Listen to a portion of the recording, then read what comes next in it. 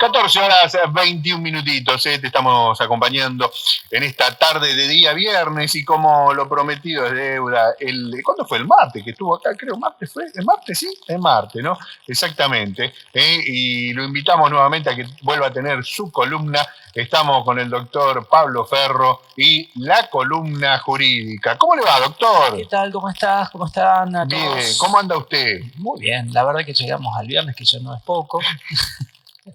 Amanece que no es poco, como dice el dicho. Llegamos al viernes y no es poca cosa, usted lo ha dicho. A pesar de las guerras, las pandemias. ¿Qué no hay guerra? Nos tiran no hay por la guerra, cabeza todo. No hay guerra, doctor. Estamos blindados. Es simplemente una invasión. Sí, yo creo que una pequeña invasión. Sí, una pequeña invasión ahí, pero viste cómo es. Que se arreglen entre ellos. Son rusos. Yo no me meto. Son rusos. Van a prohibir la ensalada rusa, claro. No sé qué están haciendo. No, ya no se vende más. Por ejemplo, en Córdoba no se vende más ensalada rusa. Muy bien. No se vende más ensalada rusa.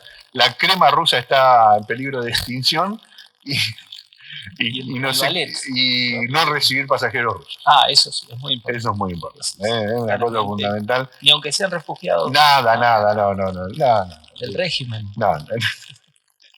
Dicho sea de paso, ayer viajó a Ucrania el vecino, el Ucra, como yo le decía, pero bueno, no es su nombre, sino Nazar, viajó para Ucrania, ¿no? Ayer se fue de Calafate, va a estar hasta el día domingo en Buenos Aires. El domingo viaja hacia México, de México Madrid y de Madrid Varsovia. Y en Varsovia, Polonia, ingresará a Ucrania, según el contacto que tuve con él, después que su noticia se hizo nacional, recibió apoyo y pudo realizar este viaje para sumarse a su hermano que, según me contó él mismo, Nazar, está en Kiev entrenándose.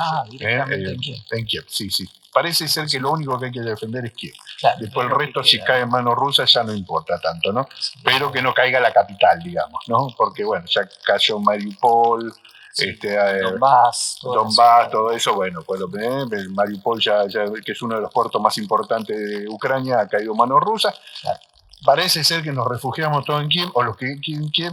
Aguantando todo lo que se puede. Hay un poquito de malestar en las tropas ucranianas. No sabía. Sí, hay un poquito de malestar porque parece ser, todo Kiev, y el resto sin agua, sin municiones, sin comida, a la buena de Dios, como ha ocurrido con Mariupol. No han llegado tampoco refuerzos de la OTAN. Menos mal. No, la OTAN te manda a lo sumo a algunos cohetes, para que vos lo tires. La OTAN no lo va a tirar. No. Terceriza, digamos. Terceriza, exactamente. Manda material bélico, como ha hecho Estados Unidos, España, Francia, varios países de la OTAN. Ellos tercerizan, viste, el tema de... Pero bien, no porque no es un país claro, no está afiliado a la OTAN, no está dentro de la OTAN, así que no pertenece al club, por lo tanto. No pertenece al club, por lo tanto. Sí, igualmente, algún día nos gustaría tenerlo, porque está por la cercanía con Rusia, pero no es el momento, no sería el momento de eso. Todavía evaluando la situación. Sí, se está evaluando. Pero bueno, hay malestar. Bueno, el otro día vi por los canales no tradicionales, porque hay que informarse con todo. Es verdad. Mucha censura noté. Al comandante de Mariupol, el último que queda, que dijo, estamos aquí en una refinería, somos 500 hombres, lo último que quedamos, están totalmente rodeados. Como hay civiles dentro de esa refinería, no hay un asalto ruso, con lo cual están esperando que depongan las armas. Ucrania le dice, ustedes no depongan nada. Kiev le dice, ustedes no depongan nada, aguanten. Lo dicen desde Kiev. Lo dicen desde Kiev, donde tienen agua, comida, municiones, y ahí en Mariupol están solicitando a algunos países que lo saquen a otro país, no que lo lleven a Kiev, no quieren ir a Kiev, los que están en Mariupol. Refugiarse directamente en otro tercer país. Si puede haber un correo sanitario, está complicado, ¿no? Claro, porque si le ponen las armas, me imagino que lo juzgan como... Y no van a estar muy contentos en Kiev.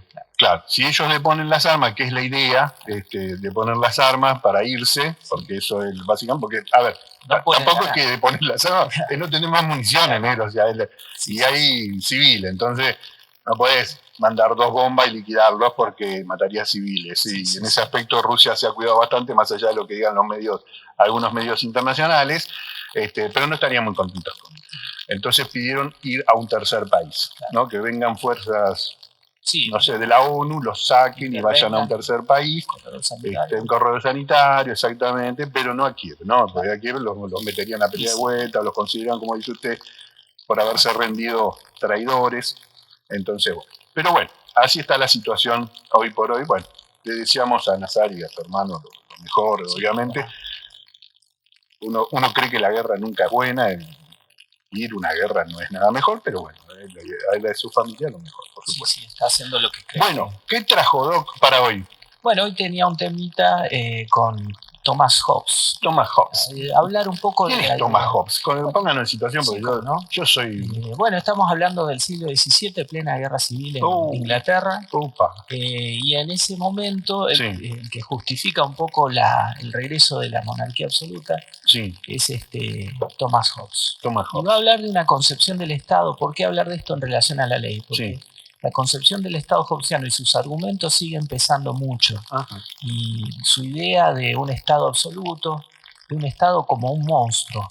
Él lo equipara a un monstruo. De hecho, el título de su libro es El Leviatán, de 1651.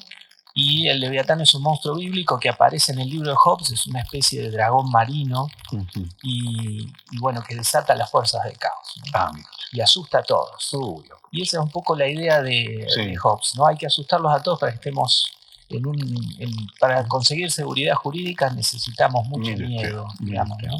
Entonces eso me pareció interesante porque ese argumento vuelve muchas veces cuando se discute el tema de seguridad, cuando se discute un montón de derechos, justamente porque la idea es que necesitamos un poco más de mano dura, como se decía en otra época, lamentablemente. Y nosotros, bueno, quedamos curados de espanto con eso después de las dictaduras y demás. Pero vuelve el discurso. Entonces, ¿por qué no ir a la fuente y ver un poquito cuál era la idea de Hobbes, ¿no? Fíjense que Hobbes pensaba que el ser humano era un ser permanentemente insatisfecho, ¿no? Fíjense que él dice, la felicidad es un continuo progreso en el deseo, un continuo pasar de un objeto a otro. Conseguir una cosa es solo un medio para lograr la siguiente. La razón de esto es que el objeto del deseo de un hombre no es gozar una vez solamente y por un instante, sino asegurar para siempre el camino de sus deseos futuros. Es decir, que el problema es este. Tenemos a un ser, viviente, racional, que está guiado por el deseo de tener cada vez más cosas. Pero ese deseo de tener cada vez más cosas hace que la persona no pueda estar satisfecha nunca, porque lo que está pensando es que ni bien consigue algo, tiene que conseguir algo más. Entonces, consumismo. Es permanentemente, esto anticipa un montón la lógica del consumo. Me pasa. Y realmente uno se siente a veces en esa situación, ¿no? A mí me pasa. Yo cuando paso por una carnicería tengo ganas de entrar. Claro. Y si logro entrar, tengo ganas de comprar. Claro. Y si tengo ganas de comprar, ¿qué hago? Quiero comprar carne. Compro. Un chorizo, por ejemplo. Una molleja. ¿Por qué en una patita, un muslo? Bueno, se lo dejo a ustedes. Costillado. Un pequeño costillado. Un pequeño cordero. El tipo quiere comer carne. Y no puede parar.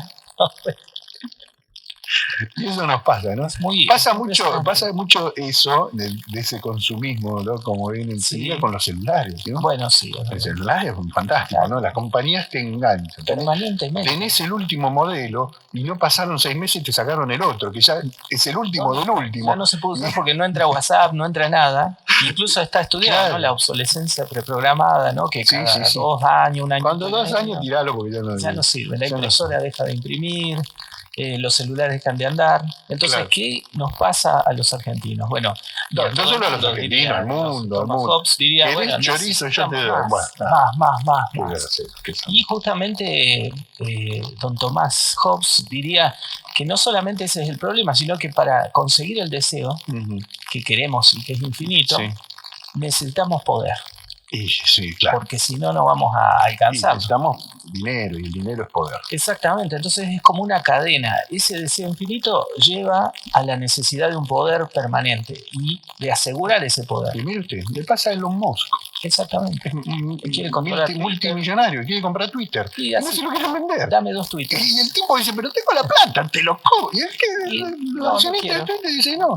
Y el tipo es infeliz por eso. Sí, porque quiere lo que no puede tener y eso lo lleva a un estado de insatisfacción permanente. Pero tiene poder. Entonces se está tramando algo, hay algunas cosas que está desarrollando.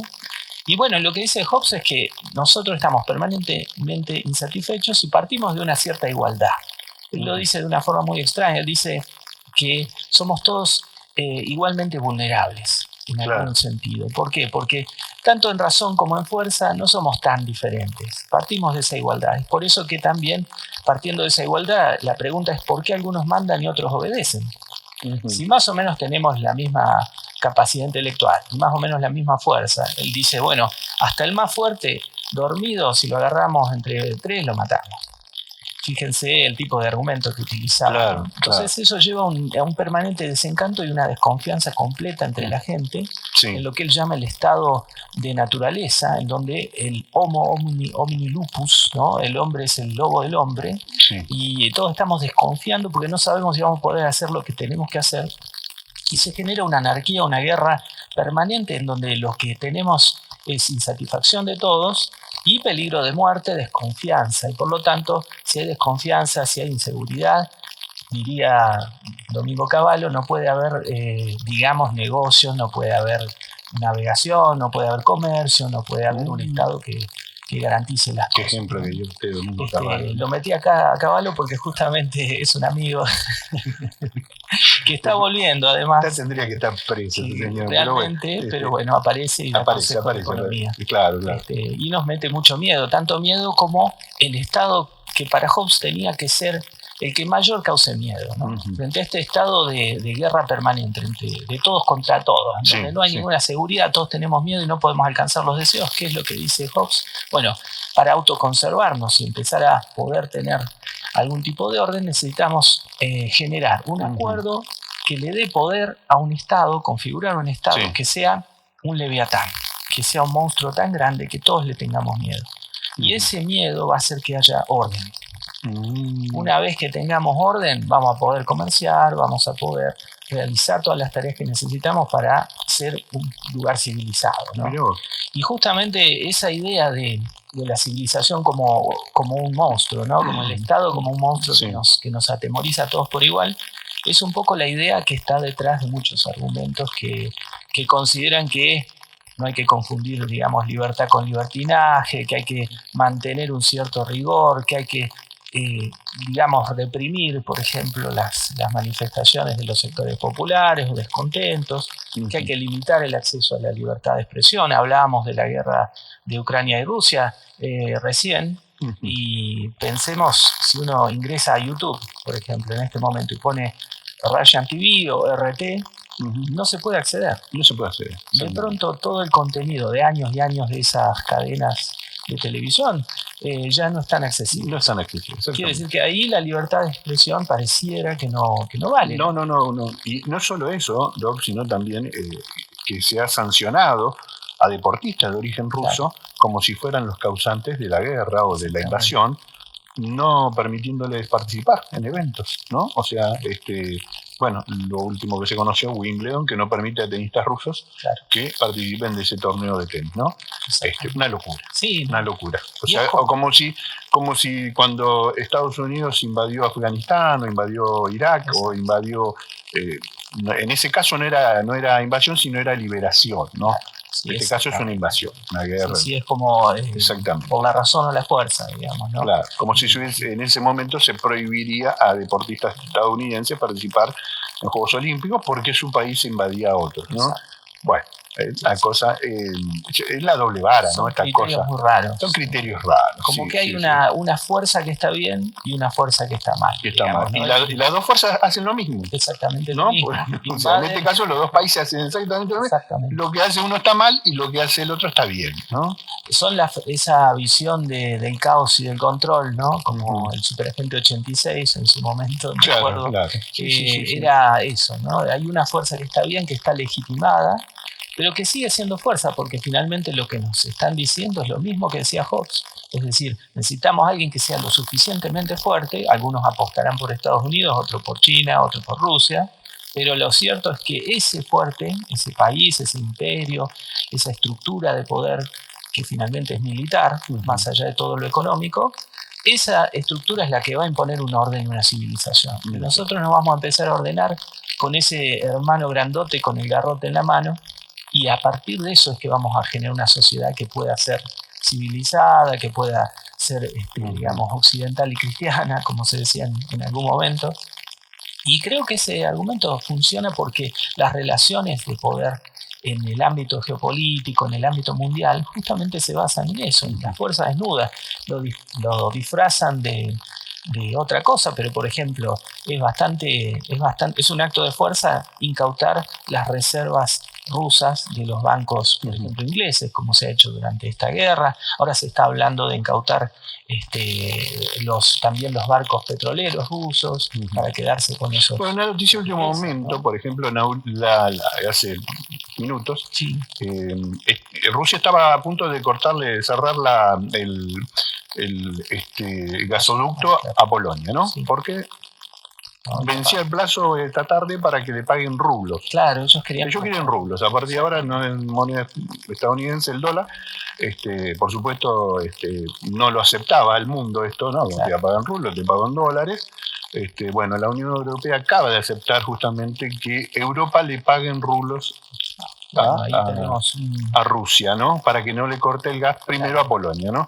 Claro. Que lo tiene ahí al ladito, después sería Polonia, después vendría Inglaterra. Sí, o sea, básicamente estoy en contra de tu invasión, pero necesito tu gas. Exacto. Sería una cosa así, y te voy a pagar en el dinero que vos quieras, ¿no? Exactamente. Seguramente esto traerá algún coletazo, esto es una noticia de hace instantes nada más, donde el primer país que pagará en rublos a Rusia va a ser Polonia, que lo tiene al ladito, ¿no? Y que está contribuyendo de alguna manera con la OTAN para ingresar armamento y todo eso, ¿no?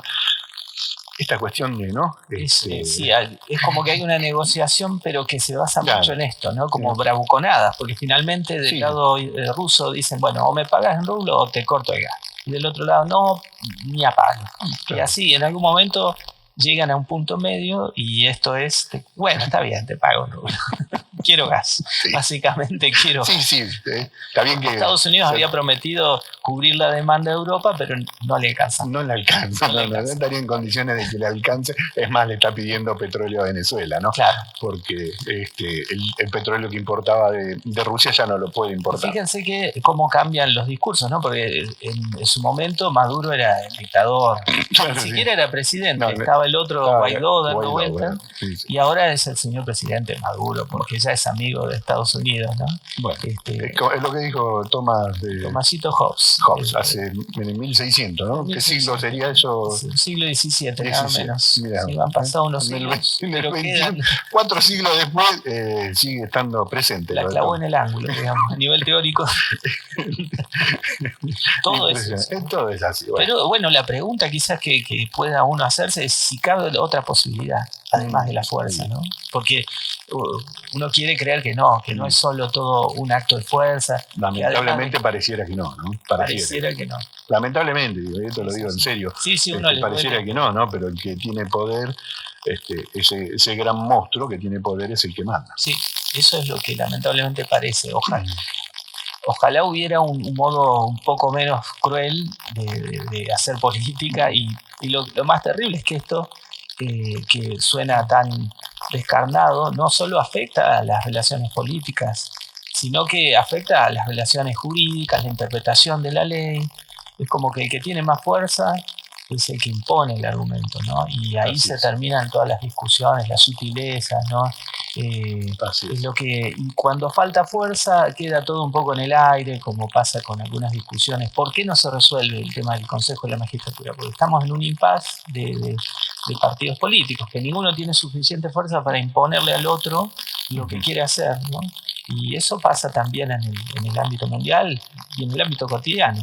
Y bueno, la pregunta sería si no podríamos empezar a desarrollar algún tipo de, no sé, enfoque más cooperativo, más integrado, que no tuviera esta visión, o que no terminase a los golpes, digamos. Porque finalmente al final la luz al final del túnel, como diría Michetti, bueno, acá es un garrote al final del túnel. Claro. Te descuidaste y te pegaron. Te descuidaste y te la pusieron. Doc, como siempre, muchas gracias. Lo esperamos el próximo viernes con otra columna interesante que seguramente nos va a traer. ¿Le recomienda leerlo a Tomasito Hoffman? ¿Hay algo en español del señor? Sí, el recomiendo mucho. Es un libro largo, son dos tomos de Leviatán. Muy interesante. Muy interesante porque para mí plantea más claramente que ninguno todos estos temas, ¿no? Lo dice sin ningún tipo de maquillaje. ¿Usted lo leyó? Sí, me obligaron. Si no, no aprobaba. Gracias, Doc.